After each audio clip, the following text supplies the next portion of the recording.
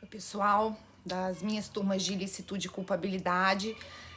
Estou aproveitando agora, essa tarde de domingo, para poder aproveitarmos e fazermos um apanhado geral daquilo que estudamos sobre legítima defesa. No rol, né, dando continuidade a essa revisão geral da nossa matéria. Bom, no último vídeo que eu fiz para vocês, nós falamos sobre as considerações gerais, sobre as excludentes da ilicitude, ou justificantes, ou causas de justificação, e falamos do estado de necessidade. Agora, o nosso enfoque é na figura da legítima defesa, e eu tô aqui também acompanhando não só pelo material que eu tradicionalmente uso para ministrar as aulas com vocês presencialmente, mas também com base naquele conteúdo lá do administrador online da plataforma digital, já que nós temos, pelo que eu pude estar examinando, nós temos algumas jurisprudências interessantes e o material merece também ser lido para que figure aí como mais uma fonte para vocês de conhecimento. Bom, sobre a legítima defesa, primeiramente, todos nós sabemos que é a excludente da ilicitude mais conhecida, né?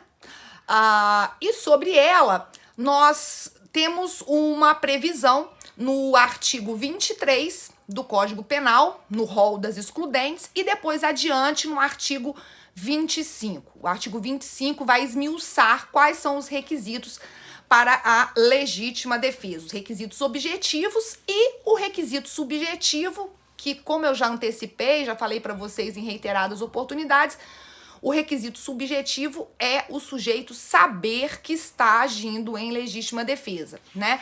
Assim como em todas as demais excludentes, o sujeito saber que age abrigado por essa excludente da ilicitude. Agora, no que diz respeito aos requisitos objetivos, da própria leitura do artigo 25, nós depreendemos que, bom, o sujeito, para que ele possa estar agindo em legítima defesa, ele precisa estar agindo em defesa de uma agressão injusta, Primeiro eu fiz uma ressalva dizendo que é agressão, né, não é a provocação.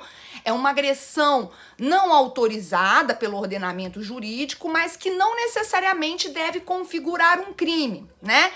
E eu também destaquei a vocês que quando nós nos deparamos com essa expressão agressão, a agressão, para caracterizar a legítima defesa, é um ato que emana do ser humano. Portanto, inclusive esse é um ponto importante, lembra, vocês devem se lembrar quando eu falei de um eventual ataque de animal. Lembra que o ataque de animal, quando parte do próprio animal, o sujeito que age para se defender, ele pode estar ou pode vir a caracterizar uma ação em estado de necessidade. Agora, quando o dono, por exemplo, de um animal, né, dá um comando de ataque, aí sim, aí nesse caso a gente poderia falar em legítima defesa. Mas a legítima defesa em face dessa agressão injusta, que na verdade foi apenas materializada pelo animal, mas emanou do seu dono, tá? Do sujeito que deu o comando. Via de regra, portanto, só pra gente se lembrar desse detalhe que é muito recorrentemente cobrado, agressão é um termo que pressupõe uma conduta humana, porém, se eu tenho um ataque de animal, esse ataque é um ataque que parte do próprio animal, isso pode vir a configurar estado de necessidade. Se esse ataque é um ataque que emana de um comando humano, aí a gente pode enxergar a legítima defesa, ok? Bom, lembrei e também fiz uma observação a vocês, quando a gente fala ainda nesse primeiro ponto aqui, dessa primeira característica ou desse requisito objetivo da legítima defesa, que é perfeitamente possível a atuação em legítima defesa em face de agressão de inimputável, tá? Então, se o inimputável, ou dele emana uma agressão injusta, é perfeitamente possível que o sujeito se defenda agindo em legítima defesa. Essa agressão, de acordo com o que a própria lei estabelece, essa agressão, ela pode ser uma agressão atual ou ela pode ser uma agressão iminente, né? Diferente do estado de necessidade, porque lá no estado de necessidade fala somente em perigo atual, embora eu tenha feito uma ressalva com vocês dizendo que a doutrina e a jurisprudência dizem que também para o estado de necessidade vale a situação de perigo iminente. Mas no texto da lei, então atenção a isso, porque se vocês forem questionados, no texto da lei, agressão atual e iminente somente é mencionada em relação à figura da legítima defesa. Então, lembrando que a atualidade é aquilo que está acontecendo, e iminente é aquilo que está realmente em vias de acontecer. Vejam, não é possível uma atuação ou alegar-se, né, legitimamente a excludente da ilicitude, alegar a legítima defesa contra uma agressão remota, contra uma coisa que aconteceu lá atrás, lá no passado. Não, a legítima defesa ela pressupõe essa agressão atual ou iminente. Também sabemos que a legítima defesa, ela pode se dar em face da defesa de um direito próprio, que é a legítima defesa própria, ou alheio, quer dizer, que é a legítima defesa de terceiro. Isso também é perfeitamente possível e espero que vocês se recordem, quando a gente tem a legítima defesa de um direito próprio, a gente fala que é legítima defesa in persona, e quando essa legítima defesa se dá em face de um terceiro, a gente fala que seria ex persona. Mas o emprego moderado dos meios necessários à defesa, quer dizer, o que vão ser esses meios necessários? Naturalmente que tudo isso tem que ser objeto de aferição no caso concreto, mas quando nós falamos de meios necessários, a ideia é que a excludente, ela realmente vai ficar caracterizada quando os meios utilizados forem aqueles eficazes e suficientes para repelir a agressão, né?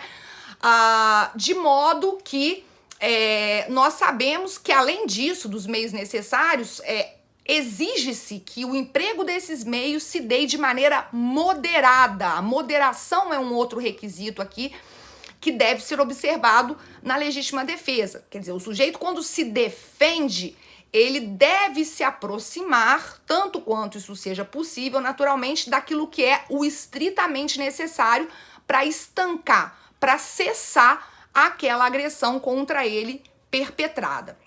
Bom, até aí, a nossa análise foi bem sucinta, né? Até porque o objetivo é principalmente realizar essa revisão, já que vocês estudarem essa matéria.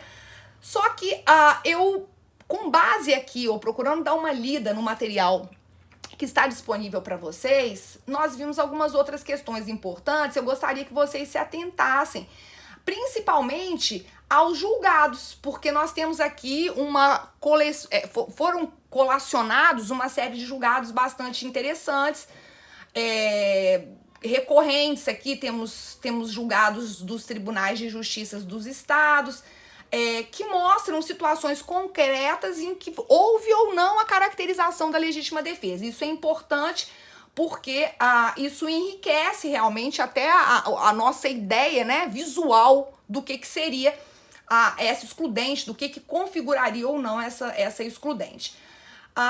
É importante nós observarmos e realizando essa leitura aqui, vocês vão chegar numa observação que eu achei interessante destacar. No que diz respeito à questão da inevitabilidade dessa agressão, disse aqui, e nós devemos enfatizar, que a legislação brasileira, diferentemente da legislação italiana, ela não exige a obrigatoriedade de evitar a agressão. Quer dizer, se essa pessoa vem me agredir de maneira injusta, a lei não me determina que a minha primeira ideia seja fugir dessa agressão, tá? No texto da legítima defesa, nós não temos menção tal qual ocorre no estado de necessidade, porque vejam só, no estado de necessidade a gente tem essa menção, nem podia de outro modo evitar. A situação de perigo lá no estado de necessidade, se o sujeito tiver uma opção de evitar, quer dizer, de fugir daquela situação de perigo, ele deverá fazê-lo, tá? O sacrifício do bem jurídico é aquilo que acontece em última análise, é a última possibilidade. Realmente isso não seria viável, o sujeito não tem como se salvar ou salvar a outrem de outra maneira. Agora, aqui na legítima defesa, não. tá? Inclusive disse então que o agente ele pode exercitar a legítima defesa quando ele for agredido. Então, diante dessa agressão injusta, o sujeito ele não está obrigado pela lei a fugir. Se ele quiser enfrentar essa agressão, ele poderá fazê-lo. Essa é uma questão importante que eu observei aqui, o que eu acho que eu não tinha mencionado com vocês em sala de aula, assim, de uma maneira pelo menos tão explícita, tá? Daí, é importante nós nos atentarmos ao fato, isso também está atualizado aqui nesse material, eu havia dito isso para vocês em sala de aula. Nós sabemos que essa lei, né, essa lei agora dita lei do pacote anticrime, ela veio trazendo uma outra figura, ela acrescentou um parágrafo único lá no artigo 25, que acabou por estabelecer ou por criar a figura que a doutrina tem chamado de legítima defesa protetiva. É uma modalidade que está prevista ali para os agentes da segurança pública que poderiam agir, o que, né, nós também já discutimos e vimos que pela própria legítima defesa tratada no artigo 25 caput seria uma ação legítima, mas o 25 parágrafo único veio com essa previsão expressa em relação a esses agentes da segurança pública para que eles possam ter essa atuação defensiva quando nós tivermos infrações penais com vítima feita de refém.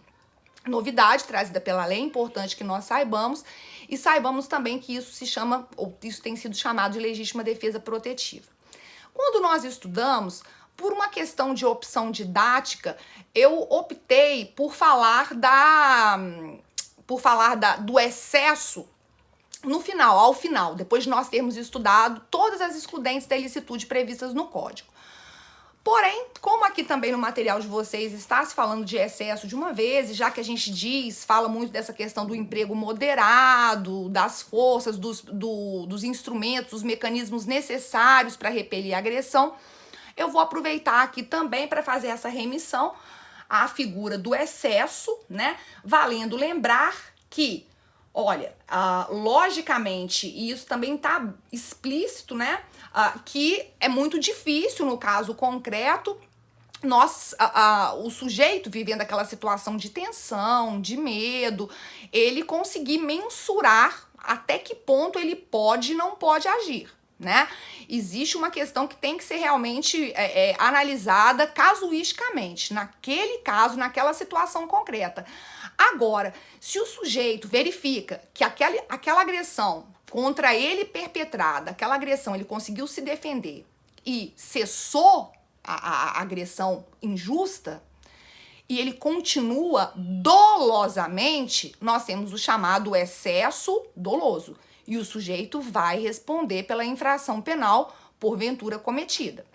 Assim como, se o sujeito, por culpa, né, e por culpa entendam, negligência, imprudência e perícia, o sujeito avalia mal ali a situação e acaba cometendo o excesso. Esse excesso culposo também é passível de punição, desde que naturalmente haja a previsão do crime na forma culposa, né? Valendo lembrar que crime culposo, a punição a título de culpa, somente existe se houver expressa previsão na lei da punição daquele crime como culposo. E aqui, vejam, achei interessante também destacar, porque no material aparece que, olha, nós temos o chamado excesso exculpante. O que seria esse excesso exculpante? Disse aqui, a pessoa reage de maneira imoderada, então você não consegue atender aquele requisito da moderação, por uma falha humana compreensível. Então, realmente, naquela situação, não era possível exigir da pessoa um comportamento diferente, né? Então, nesse caso, aqui aparece para vocês, olha, nesse caso eu não tenho nem dolo nem culpa e, portanto, não haveria crime, tá? Foi feita essa observação em relação a essa figura do excesso exculpante. Bom, eu aproveito aqui para poder lembrá-los daquela questão tanto do estado de necessidade quanto da legítima defesa putativas. Lembra que isso acabou sendo um ponto, né, que numa primeira análise nos leva a uma conclusão diferente do que nós estamos usualmente habituados, porque nós estamos estudando excludentes da ilicitude. Então, quando eu te pergunto, a legítima defesa, ela serve para quê? Para afastar a ilicitude. O estado de necessidade serve para quê? Para afastar a ilicitude. Agora, muito cuidado, porque depois eu vou falar mais à frente da questão das discriminantes putativas, que foi aquele pontozinho, né, bem complicado que a gente estudou em sala de aula. Cuidado por quê? Porque a legítima defesa, o estado de necessidade e qualquer excludente da ilicitude na forma putativa, nós sabemos que esse putativo é imaginário, né? A pessoa, quando age em legítima defesa putativa, ela está em erro, ela tem uma percepção equivocada da realidade, assim como no estado de necessidade. Então, aquele sujeito que age de maneira putativa, ele está agindo em erro. Bom, e aí nós vamos precisar apurar se esse erro do sujeito é um erro vencível ou se esse erro dele é um erro invencível. Na melhor das hipóteses, e aí digo na melhor das hipóteses, para aquele sujeito que agiu em erro, quando nós temos legítima defesa putativa ou estado de necessidade putativos, nós já sabemos se esse erro, o sujeito errou, tá? Ele acreditava, vocês devem se lembrar, por exemplo, daquele caso que eu falei, gente, esse caso aí é caso célebre de livros de direito penal, dos livros até mais antigos, do exemplo, do inimigo, olha, o sujeito me jurou de morte, o sujeito falou que vai me matar de qualquer jeito, ele é perigoso, é criminoso, bandido, já matou uma opção de gente. E aí um dia à noite, eu tô saindo tarde, me dirigindo pro meu automóvel, me deparo com aquele sujeito, o sujeito coloca a mão no bolso. E aí o que eu penso? O sujeito tá me ameaçando, ele já falou pra todo mundo, ele é um cara perigosíssimo, ele nunca deixou uma ameaça não ser cumprida. E aí o sujeito se aproxima de mim, o que eu faço? Eu saco a minha arma e efetuo um disparo, certo? Só que o sujeito, ele não ia me matar. O sujeito ia sacar do bolso uma rosa branca para selar a paz entre nós. Um exemplo bem improvável, mas não impossível, né? Sei lá. Então, nesse caso, eu agi de que maneira? A minha legítima defesa, que é uma legítima defesa putativa, eu tô em erro. Eu acredito que existe uma agressão injusta, só que ela não existe. Ela é imaginária, ela tá na minha cabeça. E aí, nesse caso, quando eu tenho essas situações putativas, se nós conseguirmos entender que esse erro, olha, no meu caso, o erro, ele era invencível. Não dava para eu pensar outra coisa. Se o erro, então, for um erro invencível, essas situações putativas, elas não são excludentes da ilicitude. Elas são excludentes da culpabilidade. E, portanto, são chamadas de exculpantes. A gente iniciou o estudo de culpabilidade, mas já sabemos, né? Sabemos que justificantes, essa expressão justificante se relaciona com excludente da ilicitude, ao passo que exculpante se relaciona com excludente da culpabilidade, tá? Mais adiante eu tento falar um pouco mais a fundo, né? Nós já falamos disso em sala de aula, mas é um momento para vocês rememorarem tudo de mais importante. Então, atenção, façam essas leituras, vejam que nós temos algumas situações de excesso também relatadas através de julgados, aquela questão que eu já havia dito a vocês, olha, número de facadas, o número de tiros, isso por si só, numa situação para se apurar se houve ou se não houve excesso, se é o bastante? Não necessariamente. Então, isso tudo tem que ser apurado no caso concreto. E aí vocês vão ver algumas outras questões também que aparecem aqui, a legítima defesa sucessiva, a putativa, menciona-se a putativa, legítima defesa subjetiva, é importante que vocês leiam e se atentem, porque está aqui no material. E no final também apareceu um quadrinho, nos moldes do quadrinho que eu fiz para vocês em sala, dos traços distintivos de estado de necessidade para legítima defesa, que são as excludentes, né, mais recorrentes, mais usualmente cobradas. Então, atenção também àquele quadro, aquelas notas distintivas que nós elaboramos entre um e outro, porque, de fato, isso é muito importante, tá? A ideia é que a gente realmente não confunda, né? Lembrando, então, para que a gente possa fechar essa primeira parte, que no estado de necessidade nós temos um conflito entre vários bens jurídicos diante de uma mesma situação de perigo. Vamos lembrar do caso do navio afundando, né? Todo mundo querendo sobreviver. Então, nós temos conflito entre vários bens jurídicos, pelo menos mais de um, e diante de uma mesma situação de perigo. Na legítima defesa, o que a gente tem é ameaça ou ataque a um bem jurídico, Olha, eu estou lá, quieta no meu canto, e o sujeito, de alguma maneira, aparece para me agredir. Essa agressão humana, como eu já disse a vocês, é direcionada, é dirigida a um bem jurídico. Pode ser a minha integridade física, né? Pode ser a minha vida, etc. Bom, daí, no estado de necessidade, fica claro que nós precisamos da situação de perigo atual, e no estado de necessidade, ou essa situação de perigo que justifica o estado de necessidade, ela não tem um destinatário certo. Olha, o navio afundou, tá? Olha, a caverna, né? Até para lembrar lá o caso dos exploradores, a caverna, ela começou a desmoronar e todo mundo ficou preso.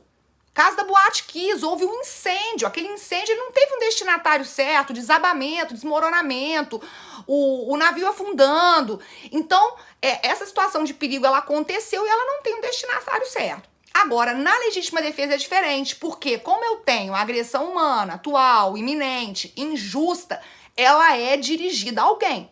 Existe um destinatário certo. É o sujeito que está querendo me matar. É o sujeito que está querendo me agredir fisicamente. Já que eu aproveitei para falar disso aqui, vamos lembrar, né? Lembra que eu falei da legítima defesa da honra? Entre aspas, legítima defesa da honra, que essa história de legítima defesa da honra não cola, né, gente? Vamos aproveitar para que a gente se lembre disso também. No estado de necessidade, os interesses em conflito, eles são interesses legítimos. Olha, tô eu e um outro sujeito ali no navio. Eu quero defender a minha vida, ele quer defender a vida dele. É vida, a minha vida versus a vida dele, tá? Podem até ser outros bens jurídicos, né? Não precisa necessariamente ser o mesmo bem jurídico. Só lembrando aquilo que eu falei também na aula passada, que o que vai se admitir pelo Código Penal é o sacrifício do bem jurídico de menor valor ou igual valor. Na legítima defesa, os interesses do agressor, eles são interesses ilegítimos, tá? Isso fica claro. E falei também da questão da reciprocidade, né? No estado de necessidade, eu posso ter o estado de necessidade recíproco. Olha, eu e o sujeito lá no navio, nós dois, numa briga de foice para ver quem vai conseguir o último colete salva-vidas. Então, o sujeito age em estado de necessidade e eu também ajo em estado de necessidade. É possível. Agora, na legítima defesa, como existe uma agressão que é injusta, não é possível que haja essa simultaneidade, tá? Que haja ou que se possa falar em legítima defesa recíproca. Nossas principais considerações, aproveitem para ler, reler, estudar bastante, fazerem a leitura da jurisprudência. Daqui a pouco eu tô falando sobre exercício regular de direito e o estrito cumprimento do dever legal, ok?